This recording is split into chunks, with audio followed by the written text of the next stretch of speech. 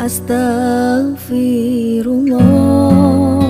An Ibni Abbasin radhiyallahu anhuma anna Rasulullah sallallahu alaihi wasallam qala innallaha tajawaza li an ummati al khata'u wan nisyan wa mastukrihu alaihi. Haditsun hasanun rawahu Ibnu Majah wal Baihaqi wa ghairuhuma.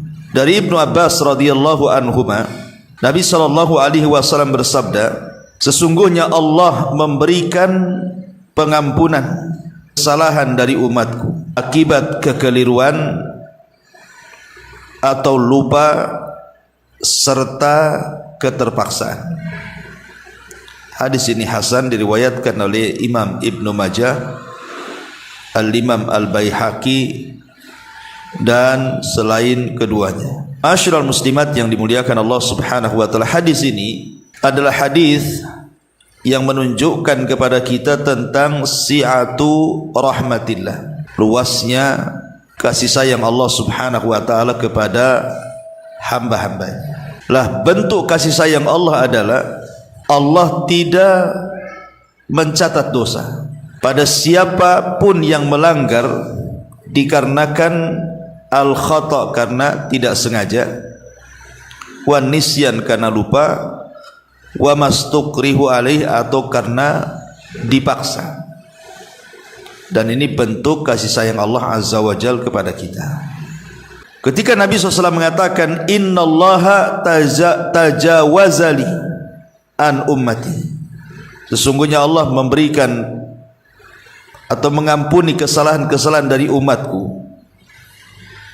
Kalimat umatku di sini maksudnya apa umat di sini? Karena umat itu kan ada dua.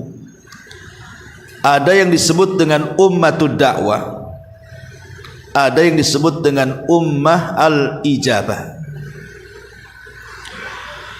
Kalau umat dakwah maksudnya berdasarkan hadis Nabi sallallahu alaihi wasallam, tidaklah seorang Yahudi ataupun Nasrani yang mendengarkan aku diutus kemudian tidak beriman kepada aku kecuali mereka termasuk orang-orang yang akan masuk jahannam. Hadis ini menunjukkan apa? Bahwa Yahudi dan Nasrani adalah ummatu dakwah, umat yang harus dakwahi. Tapi di sana ada umat al-ijabah, umat yang sudah menerima seruan Nabi. Kayak kita ini, itu disebut ummah ijabah namanya, karena kita sudah menerima seruan Nabi dan kita sudah masuk Islam. Lah, yang dimaksud hadis ini bukan semua umat, tetapi yang dimaksud umat di sinilah umat ijabah, bukan umat dakwah. Gak ada hubung kait dengan Yahudi, Nasrani ataupun di luar daripada Islam. Tidak ada kaitannya hadis ini dengan mereka. Hadis ini hanya berkaitan dengan umat yang sudah menerima seruan Islam. Ini maksud dari kalimat an ummati, dari umatku ini. Dan ketika Nabi SAW mengatakan sesungguhnya Allah membiarkan atau mengampuni kesalahan dari umatku, di sini ada dua keutamaan. Satu, keutamaan kepada Nabi sendiri. Yang kedua, keutamaan kepada umat Nabi sallallahu alaihi wasallam. Adapun keutamaan kepada Nabi karena umat-umat para nabi sebelum Nabi sallallahu alaihi wasallam tidak diberikan keutamaan ini. Jadi umat-umat sebelum Islam, baik umat Nasrani ataupun Yahudi sebelumnya, mereka tidak diberikan seperti yang Allah berikan kepada Nabi sallallahu alaihi wasallam kepada umatnya. Kemudian keutamaan yang kedua, keutamaan umatnya sendiri, di mana banyak keringanan-keringanan yang Allah berikan kepada umat Islam dibandingkan kepada umat sebelum Islam. Lah, salah satunya adalah Allah ringankan dengan cara membiarkan atau mengampuni kesalahan dari umat Islam ini bila dilakukan karena 3 sebab. Apa itu? Yang pertama al-khata'u. Al-khata'u, khata' itu artinya tidak sengaja, memaksudkan sesuatu tetapi terkena kepada yang tidak dimaksudkan, itu namanya tidak sengaja. Ibu ini mau melempar mangga nih, itu tujuannya, memaksudkan sesuatu, qasdus syai' namanya, memaksudkan sesuatu melempar mangga. Tiba-tiba kemudian meleset, terkena kepala orang. Berarti kan ketika batu ini terkena kepala orang, ibu tidak sengaja. Lain kalau ibu memang arahkan ketepelnya ke kepala orang, itu lain ceritanya. Itu bukan sengaja, itu memang sengaja mau menepel kan. Ini memang enggak ada, karena pikirnya di kebun, enggak ada orang, kebun sendiri. Mau manjat tak bisa, ya sudahlah pakai ketepel kan. Rupanya ada orang lewat. Biasa nggak ada orang lewat, kok ada orang lewat pula di situ. Terkenalah kepala orang lewat itu. Itu disebut tidak sengaja namanya. Itulah yang disebut al-khata'u. Yang kedua, wan nisyan. Nisyan itu lupa. Jadi mengingat sesuatu kemudian lupa. Awalnya ingat, tetapi kemudian datang lupanya, itu disebut nisyan. Awalnya ingat, di tengah jalan lupa, itu bahasa Arabnya disebut nisyan namanya. Kemudian yang ketiga, wa mastukrihu alaihi. Wa mastukrihu alaihi, dan sesuatu yang dipaksa, di mana seseorang itu diancam kalau tidak melakukan ini maka akan mendapatkan itu. Itu disebut ustukriha namanya. Melakukan sesuatu di atas ancaman. Lah 3 perkara ini kalau dilakukan dalam melakukan pelanggaran, maka pelanggaran tidak dianggap dosa. Kalau ibu melakukan pelanggaran dalam Islam ini tetapi dilakukan karena tidak sengaja, atau karena lupa, atau karena di bawah ancaman, berarti tidak berdosa. Tidak berdosa. Tapi ulama membedakan soal pelanggaran ini. Yang dimaksud hadis ini hanya sekedar mengangkat dosa saja. Hanya sekedar mengangkat dosanya. Karena pelanggaran itu ada 2. Ada pelanggaran yang berkaitan dengan hak Allah. Ada pelanggaran yang berkaitan dengan hak hamba-hamba Allah. Kalau berkaitan dengan hak Allah, maka Allah akan mengampuni dosa-dosanya, dan Allah subhanahu wa ta'ala tidak menyuruh untuk mengulanginya. Walaupun ada beberapa perkara nanti yang harus mengulangi, tapi secara umum kaidahnya seperti itu. Tapi kalau seandainya berkaitan dengan hak hamba, maka tidak cukup sampai Allah mencabut dosanya, tapi di sana ada perkara lain. Kalau seandainya berkaitan dengan hak hamba, maka ada perkara-perkara yang harus dilakukan, seperti namanya mengganti, atau kalau membunuh tanpa sengaja bayar diat. Tetapi dia tidak berdosa ketika membunuhnya itu, karena memang niatnya tadi ngetepel mangga kena kepala kan, itu ya, nggak berdosa. Cuman karena dia sudah membunuh, dan bunuhnya dikategorikan kepada bi ghairi amdin, bukan karena ada unsur kesengajaan, maka tidak ada kisos di sini. Yang ada bayar diat. Bayar diat itu maksudnya bayar 100 ekor unta.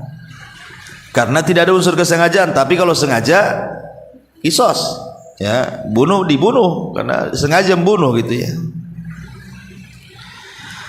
Taib. Adapun beberapa dalil yang disebutkan di dalam hadis adalah hadis dari Muawiyah ibnu Al-Hakam As-Sulami. Muawiyah ibnu Al-Hakam As-Sulami.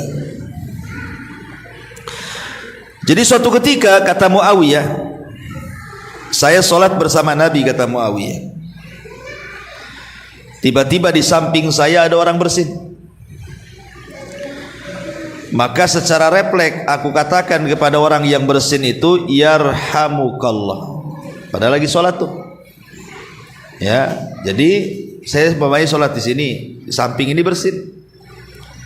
Pas bersin langsung saya katakan yarhamukallah, gitu ya. Lah para sahabat Nabi Shallallahu Alaihi Wasallam akhirnya menunjukkan pandangannya kepada Muawiyah yang menjawab orang bersin itu, yarhamukallah, dengan pandangan seolah-olah tidak suka. Maksudnya suruh diam, ini lagi sholat, ngapain jawab orang bersin gitu, maksudnya diam sajalah kan itu.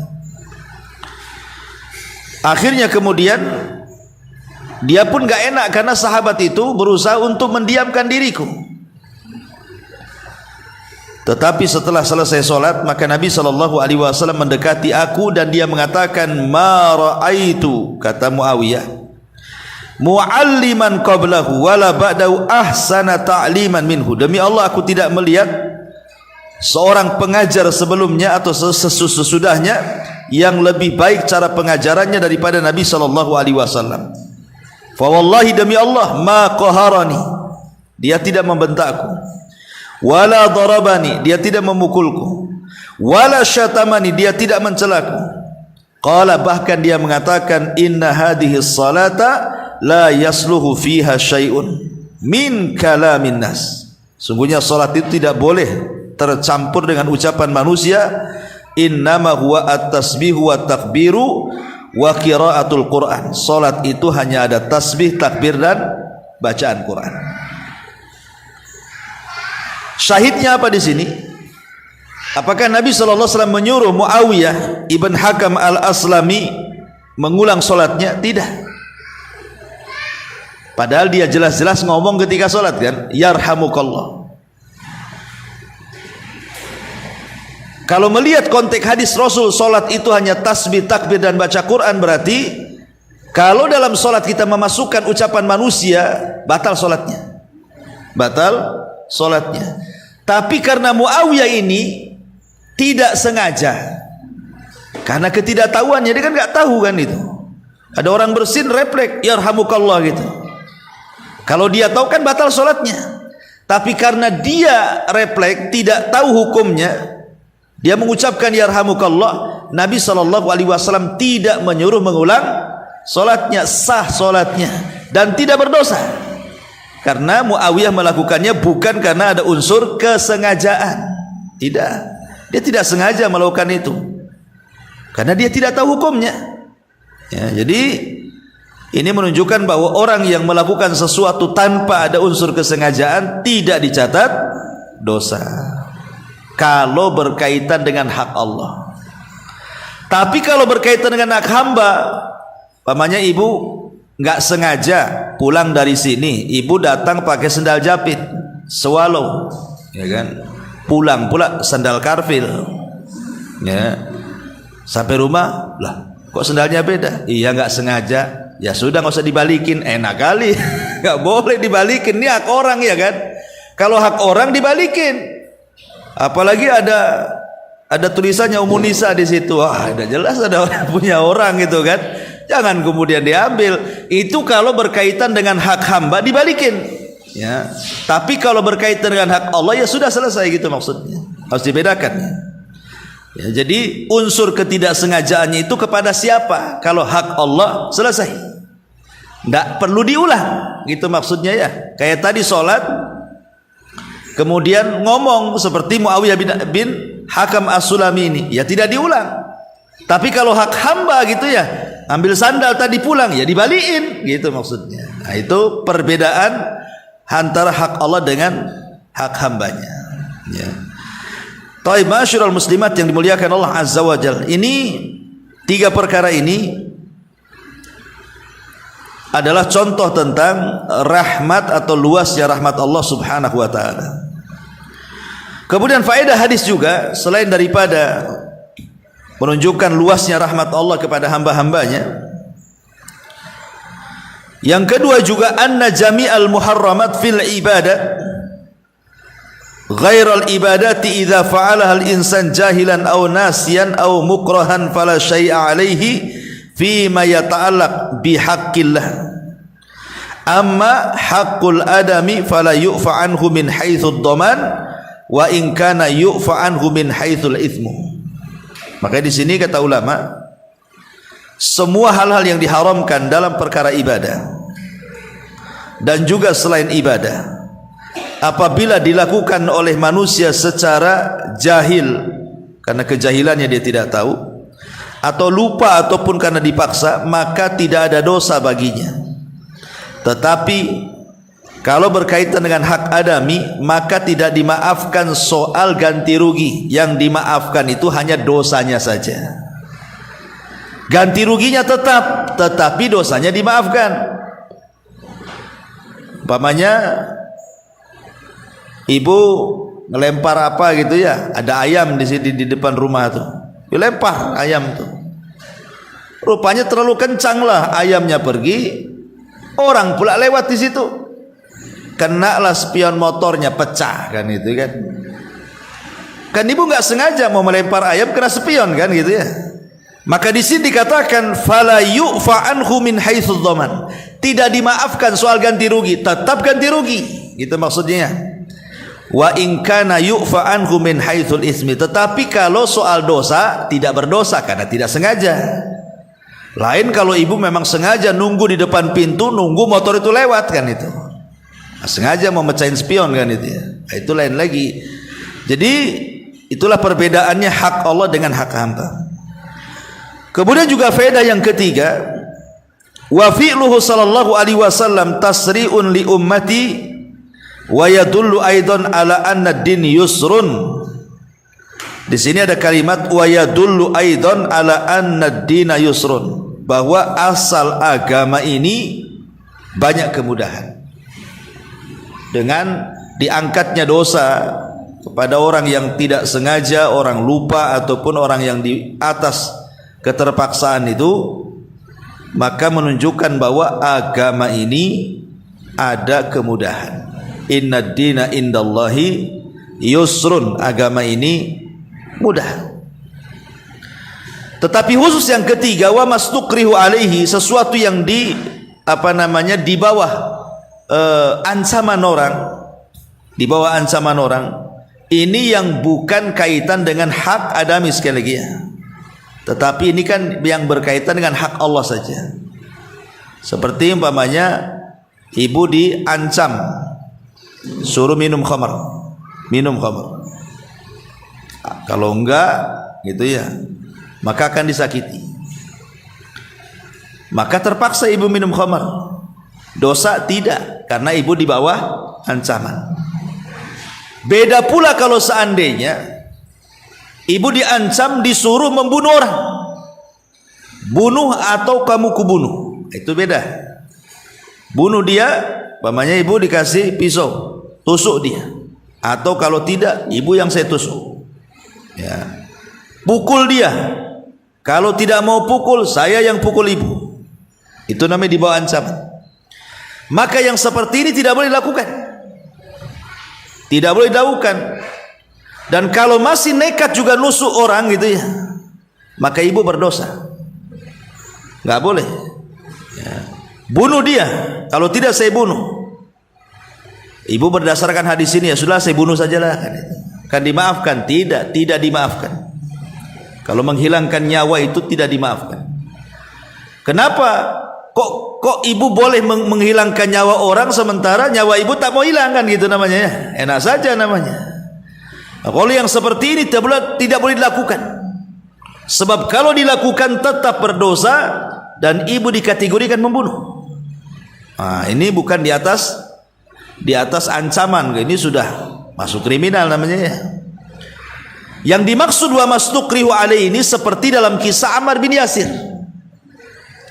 Dalam kisah Ammar bin Yasir, Jadi suatu ketika Ammar ini dan keluarganya, Sumayyah ibundanya dan juga Yasir, itu kan diikat oleh Abu Jahal di sebuah pohon, kemudian dipaksa murtad. Tetapi Sumayyah tidak mau murtad. Akhirnya Abu Jahal mengambil tombaknya, kemudian ditusuk kemaluannya sampai ke perutnya. Meninggallah ibunda Ammar ini. Setelah itu Abu Jahal melirik Yasir suaminya, suruh murtad, tak mau juga, ditombak juga perutnya, mati juga. Kecuali Ammar, anaknya ini. Ya. Ammar ini kan masih kecil, disuruh murtad sama Abu Jahal dengan cara memuja-muja sesembahannya, memuja Lata, Uzza, Manat dan Khubal. Kalau tidak dibunuh seperti kedua orang tuanya. Akhirnya Ammar ibn Yasir tidak tahan, tidak sekuat ibundanya, tidak sekuat ayahandanya. Akhirnya terpaksa mengucapkan keinginan Abu Jahal. Dia pun memuji-muji Tuhan orang-orang musyrik itu. Akhirnya sampailah berita ini kepada para sahabat dan mengatakan, lihat, Ammar sudah menghilangkan semua pahalanya karena telah kufur, mengucapkan kalimat kufur. Tapi perkara ini sampai kepada Rasul, kemudian turun ayat, illa, kecuali man ukriha wa qalbuhu mutmainnun bil iman, kecuali orang-orang yang mendapatkan tekanan, ancaman, tapi dalam hatinya penuh dengan keimanan, maka ucapan kufur sekufur apapun tidak berdosa. Ya, turun ayat ini. Jadi Ammar ibn Yasir tidak dikategorikan keluar dari Islam, tidak juga dikategorikan berdosa, padahal dia jelas-jelas mengucapkan kalimat kufur. Kenapa? Karena di bawah ancaman. Kalau tidak dibunuh, terpaksalah Ammar akhirnya mengucapkan kalimat kufur. Karena turun ayat, kecuali orang-orang yang dipaksa tapi hatinya masih dipenuhi dengan keimanan, maka tidak dianggap kufur.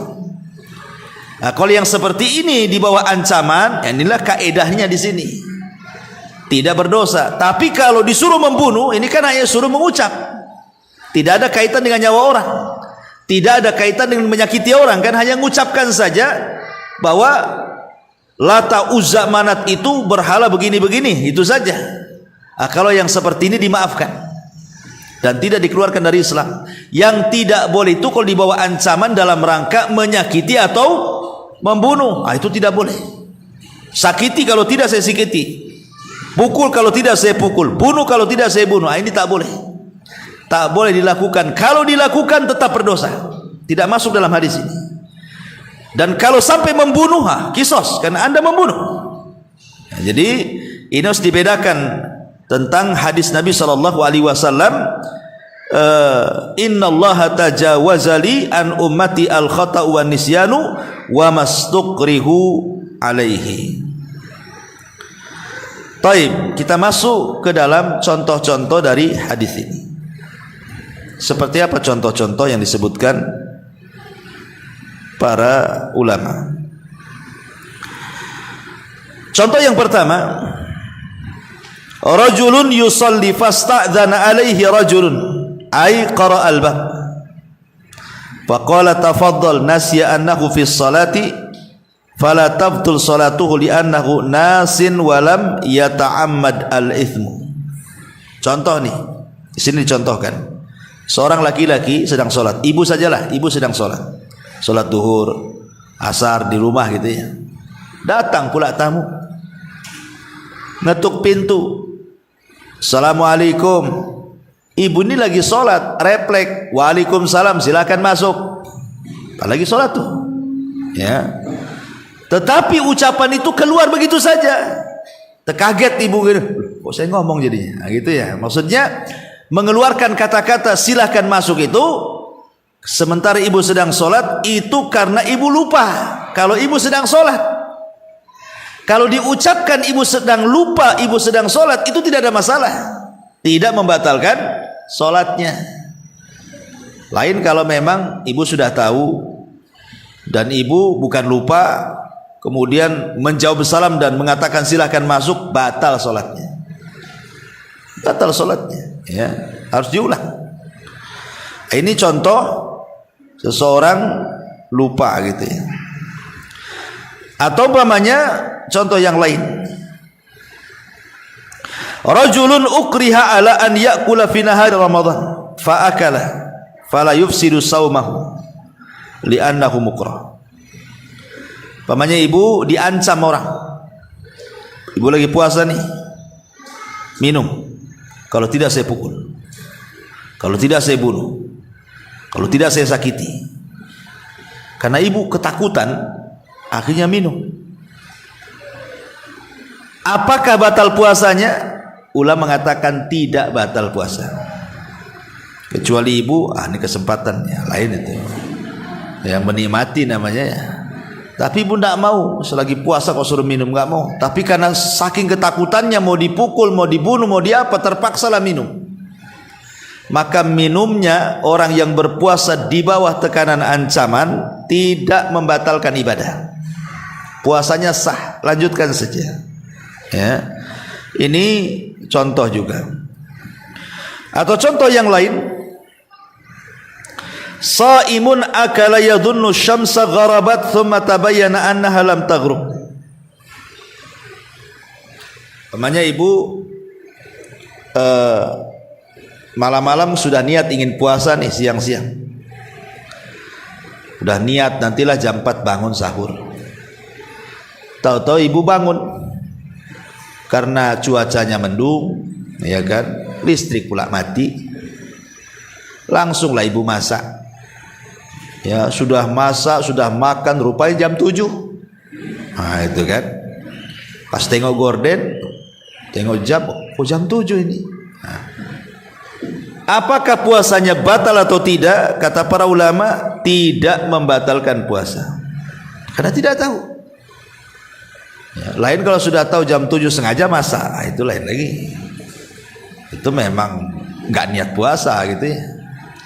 Ini kan tertidur tidak sempat sahur kan, subuh aja bablas kan, berarti yang seperti ini tidak dihukumi batal puasanya, lanjutkan. Itu contoh juga. Kemudian contoh yang lainnya, rajulun jama'a zaujatahu fi nahari Ramadan wa huwa ya'lam anna al-jima haram lakin la ya'lam anna fihi kafara. Fa hadha tulzimuhu kafara li'anna hadha ar-rajul ghairu ma'dzur haitsu intahaka hurmata Ramadan wa huwa ya'lam anna dhalika haramun fatulzimuhu al-kafara. Wa lihadha alzama an-nabiy sallallahu alaihi wasallam al-mujami fi nahari Ramadan bil kafarati ma annahu la ya'lam wa qissatu hadzal rajul kama fil hadis. Taib. Seorang laki-laki menggauli istrinya di siang hari Ramadan dan dia tahu bahwa berhubungan di bulan Ramadan itu tak boleh. Masalahnya dia tidak tahu kalau orang yang berhubungan di bulan Ramadan itu ada kafarahnya. Dia tidak tahu ada kafarahnya. Cuman dia tahu tidak boleh berhubungan di siang hari Ramadan itu. Apakah orang seperti ini tetap bayar kafarah? Kan dia kan tidak tahu. Ya, tidak tahu, boleh jadi mungkin dia mu'alaf baru masuk Islam. Dia hanya dikasih tahu tidak boleh berhubungan di bulan Ramadan sama istri. Ya. Tiba-tiba karena tidak tahan berhubungan, kemudian dikasih tahu, kamu kan sudah berhubungan nih, maka kamu bayar kafarah, memerdekakan budak, ataupun berpuasa 2 bulan berturut-turut, ataupun memberi makan 60 fakir miskin. Orang ini ngelak, aku tidak tahu kalau ada kafarahnya ya. Apakah orang yang melakukan hubungan intim di bulan Ramadan suami istri, dia tahu itu haram tapi tidak tahu kalau ada kafarahnya, bayar kafarah? Itu pertanyaannya. Maka ulama mengatakan tetap bayar kafarah walaupun dia tidak tahu ya, tetap bayar kafarah dalam masalah ini. Karena ada di zaman Nabi SAW juga yang kasusnya sama seperti ini. Ada seorang laki-laki datang kepada Rasul dan mengatakan, halaktu ya Rasul, celaka aku wahai Rasul. Kenapa? Kata Rasulullah, baru saja aku waqa'tu ala imraati, baru saja aku tadi berhubungan dengan istriku katanya. Maka Rasul mengatakan, kalau gitu kau harus memerdekakan budak. Aku tidak punya uang. Kalau gitu kamu harus berpuasa 2 bulan berturut-turut. Rasul sebulan aja nggak tahan, 2 bulan pula. Oh kalau gitu kamu harus memberi makan 60 fakir miskin. Dari mana saya dapat duit? Saya tidak ada duit untuk membeli makan untuk fakir miskin. Saya ini orang miskin. Maka Rasul memberikan satu kresek kurma dan mengatakan, kalau begitu ini saya sedekahkan kepadamu, bagi-bagi kepada orang miskin di kaummu. Kemudian dia berangkat ke kaumnya, kemudian balik lagi, masih juga bawa kresek penuh dengan kurma itu. Kata Rasul, kenapa dibalikkan?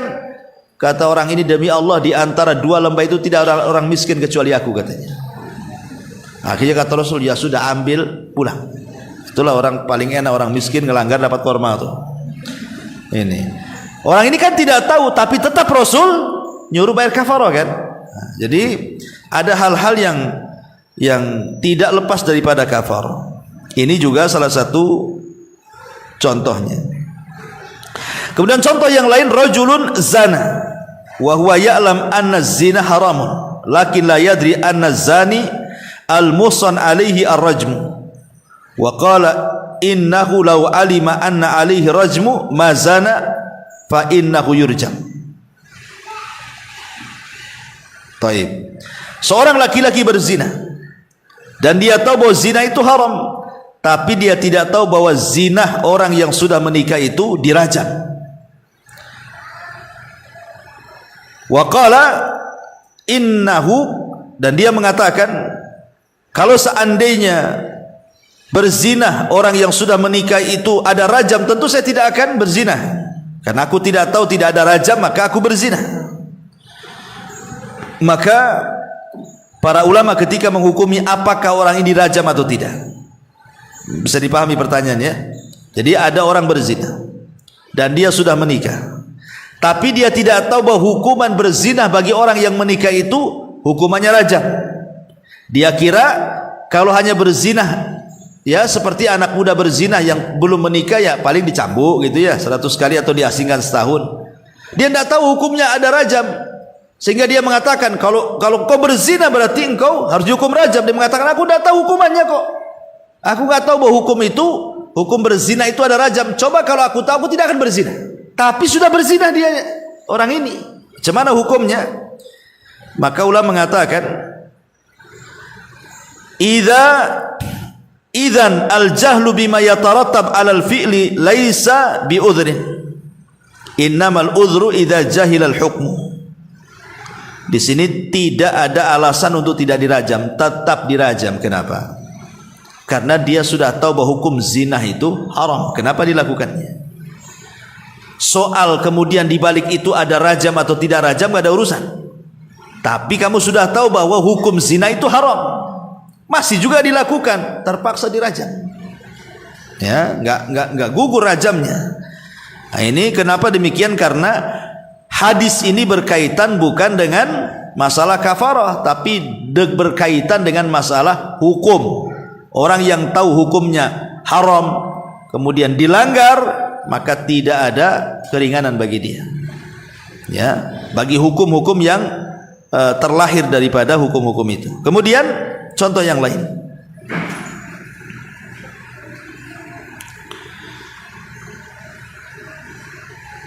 idza taraka wajiban fala budda min di sini jaa rajulun qawiyyun atau jaa rajulun qawiyyun syadidun wa akhadha syahsan balighan aqilan wa amsaka bihi wa dara bihi insanan hatta mata al-madrub fa innahu la yadman li annahu laysa lahu tasarrufun fa hadha kal alati fa dhamanu ala alladhi amsakahu wa daraba bihi maqtul. Taib. Seorang laki-laki yang kuat, yang kekar gitu ya, tiba-tiba kemudian mungkin atau ibulah di jalan ini, di jalan kawan ibu itu di tengah jalan ada motor, maksud ibu itu dorong dia supaya jangan ketabrak motor, itu maksudnya ya. Mungkin saya kasih contoh yang semisal dengan ini biar mudah. Masalahnya karena ibu kuat fisiknya, dorongnya itu terlalu kencang, tidak ketabrak motor, kepala dia pula kejeduk tembok gitu kan, mati. Nah, sebenarnya kan kalau ketabrak motor mati juga gitu ya. Nah, ibu tuh maunya menyelamatkan dia, main dorong, kejeduk kepalanya, pecah, mati juga gitu. Nggak kena motor, kena dorong ibu.